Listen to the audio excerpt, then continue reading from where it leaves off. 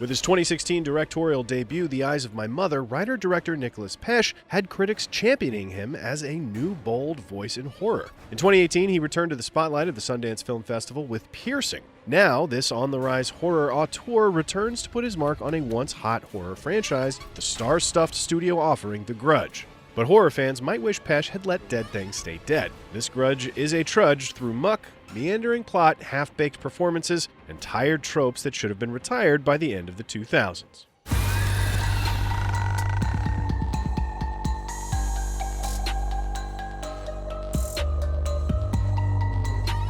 Inspired by Takashi Shimizu's 2002 Japanese horror film Ju-On, The Grudge is a sequel to the 2004 American remake, which was also titled The Grudge. This film begins in Japan partway through the remake's tale of vengeful poltergeists. In this franchise, agony is a contagion that spreads from the souls of the brutally killed to the lives of those who come after, poisoning them with madness, mayhem, and murder. Spooked by the bad vibes of the haunted Japanese home, American caretaker Fiona Landers decides to return to her family in Pennsylvania. But too late! She already carries the plague of that place and so infects her big, beautiful house, bearded husband, and her long-haired little girl.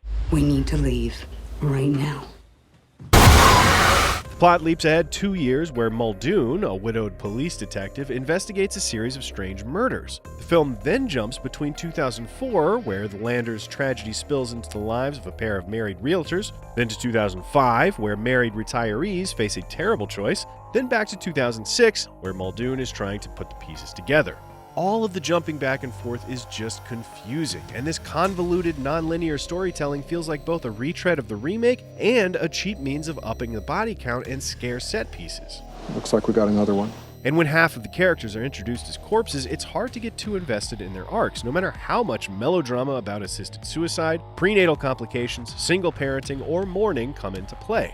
It all feels like filler stuffed between supposedly spooky sequences that lean heavily on ghoulish gore and predictable jump scares. It's nothing you haven't seen before. A glimpse of a ghost in the reflection of a bathroom mirror, a glaring specter who vanishes once the lights are switched on, and of course, pale women with long, dark, wet hair obscuring their faces. All this gives the cast very little to do beyond bargain basement theatrics. Andrea Riseborough seems on steely cruise control as she strides and occasionally squawks through this slog, while John Cho is bridled with concerned eyebrows for 90% of his screen time. Jackie Weaver has 2 Academy Award nominations and yet is left to do heavy lifting again and again as an unusual caregiver opposite Lynn Shay, who is delivering a creepy old lady shtick that feels beneath her, considering the depth and thrills she's brought to the Insidious franchise.